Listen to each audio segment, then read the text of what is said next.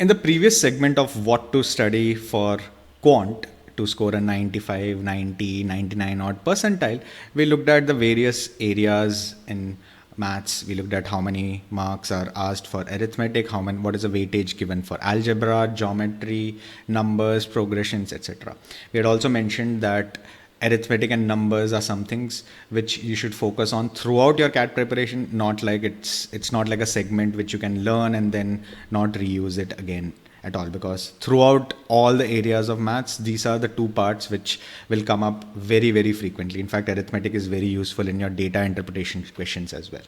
So in this session, we would look at how to study properly for arithmetic. What are the key things which you should focus on in arithmetic? How long should you take to prepare for arithmetic? When are you ready for moving on to the next sort of a area? And what will be the return on investment on various things that you learn in the arithmetic section?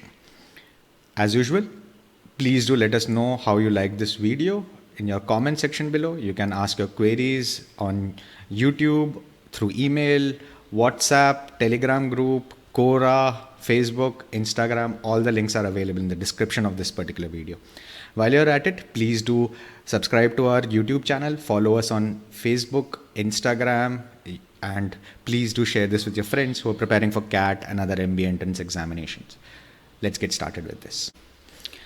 Now, as previously discussed, roughly about 40% of your maths section is the arithmetic part, right? It's the most frequently tested area in the QA section over the last 3 years, right? And if you look at the subtopics which get asked, it's all over the place. I mean, there is nothing like, there is no standout sort of an area which you need to be tested. I mean, roughly all the chapters in arithmetic are basically equally important or equally unimportant. So you cannot skip anything as such. The only thing which you can probably make a little sort of an effort is the interest calculation, simple interest, compound interest part. Only one question per slot is usually asked, right? And if you treat this as an extension of percentages profit and loss, it should make your life much more easier, right? So even without looking at anything else, I would not concentrate on learning that installment formula. And if you're anyways comfortable with arithmetic, you don't need to use that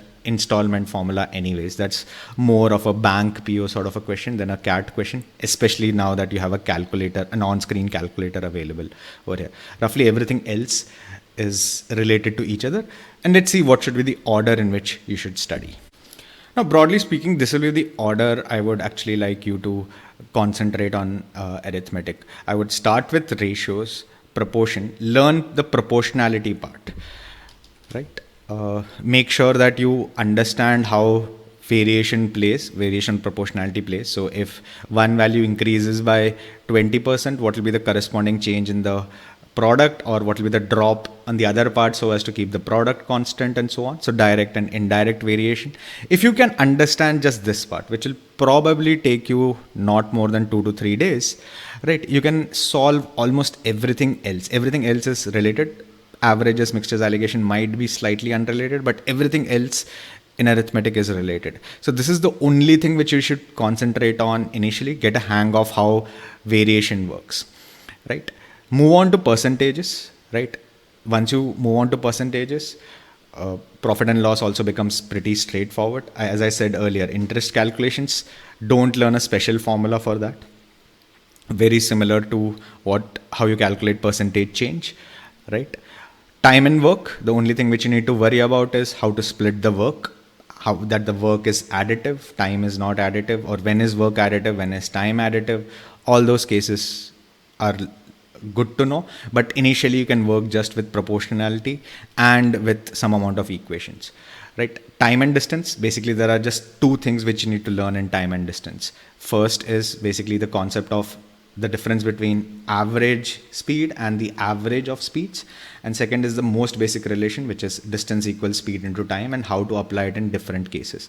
Everything else in time and distance is basically related to each other. That's why I said you should not focus too much on arithmetic trying to master everything, right? If you were to look at what will be the order in which, or what are the milestones to learn arithmetic would be, as I said initially, start with variation, right? Initially, try to solve the questions using algebra itself. Make an equation, try to solve this. So in a time and work sort of a case, don't use that concept of LCM formula to, get the total work as this. That is one particular, I mean, I love that formula. I hardly use anything in terms of equations, but if you are starting from scratch, use the equations, at least get the answer, right? Instead of solving the question in 2 minutes, you will probably solve it in 2.5, 3 minutes, but you will, at the end of the 3 minutes, you'll get the answer, keep them in the bag, and then move on to the next part, right? Once you're comfortable with all these parts, move on to the assumed value thing, which is basically your assume that the cost price is 100 or the sales price is 100 or the work done by 3 people, total work done in units is 600 units or 60 units, and then try to break it down, right? Similarly, you can solve the time, speed, distance questions using distance equal to 60 or distance equal to 100, then assume speed values, then move on to this. Initially, use algebra to solve this, even if you take a little longer. This is especially true for people who are non-engineers. If you do it even using algebra, plain and simple, there is no crime in that, right? It is better to score 3 marks in 3 minutes rather than scoring a negative mark trying to be really smart after the end of 1.5 minutes, right? Do this. Then the next skill that you need to pick up will be averages and alligation. That is will be the last skill that you need to pick up. Again, start with the basic concept of averages. There is no need to make sure that everything is equal. Once you do this for a period of about 1.5, 2 months, you will be able to solve out of those 13, 14 questions which come up in your mock, you should be able to solve at least 7 or 8 questions. Right? That will give you enough confidence to go and try out other concepts, learn more parts, migrate to the assumed value sort of a concept, and do it, right? And last thing, do not focus only on arithmetic throughout your preparation. Arithmetic and numbers should be over and above your preparation for the other areas. So you're learning algebra, you try to see some concepts in arithmetic, try to use them. If you're learning geometry, you found something in arithmetic, try to use them. Not a lot of things in geometry comes up in arithmetic, but you can definitely use some sort of arithmetic concepts in the mensuration part, because you have a percentage, radius increases by 50%, what will be the increase in the circumference, or what will be the increase in the area. Similarly, in a triangle, again, you can use the concepts of ratios and percentages very easily. Surface area, all those things you can use the concept of variation and proportionality in geometry as well. So arithmetic will be used throughout all the cases, right? So don't just study arithmetic. Arithmetic should be like one part of your study through a week. So if you have a weekly plan, roughly about 20 to 30% should be concentrating on arithmetic. The remaining 40 to 50, 60% should be definitely on other areas. I mean, at least 70% should be on other areas. Not more than 30% should be on arithmetic. How do you tackle mocks?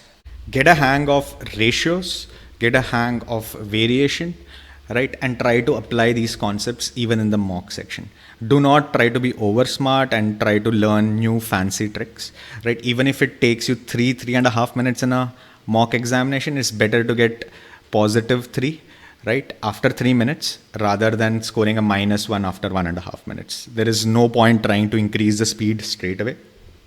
Go at it a little slowly, right? Anyways, not everyone is going to solve all the 14 or 13 questions which come up in the mocks from the arithmetic section, right? Most of them are going to be able to attempt only 8 or 9 questions. And if you are concentrating on other areas as well, if you've learned a little bit of algebra, learned a little bit of geometry, learned a little bit of numbers, you might be able to attempt all the other questions also, right? So you have a chance to go and look at the other questions as well, solve them as well. Be comfortable with what you know. Be comfortable with making the practice gradually. As I said, not more than 30% should be focused on arithmetic, right? And the improvement will continue continuously, right? The best thing that I can tell you about arithmetic is compound interest, right? If you would have probably learned quite a few things about, investing in during this COVID sort of a situation. They say that the most underrated thing in mathematics is the compound interest formula, right? As you keep on spending more and more in time, the efforts get compounded, which means that once you keep getting better at it, your improvements also keep on getting better and better and better at it, right? So you will get the riches at the end of your stage, not immediately. But if you keep at it continuously, the riches will be really, really vast. I would really like you to focus on that part when you're looking at arithmetic and even numbers also, which we'll discuss a little later in this series. That completes our session on how to prepare for the arithmetic part of maths. Right? Let us know how you feel about it. If you have any queries specific to this particular video, please let us know. Please do share this with your friends. If you find any error that we have posted, please let us know. We'll correct it at the earliest. Subscribe to our channel. Stay safe till we meet again. Goodbye and all the best.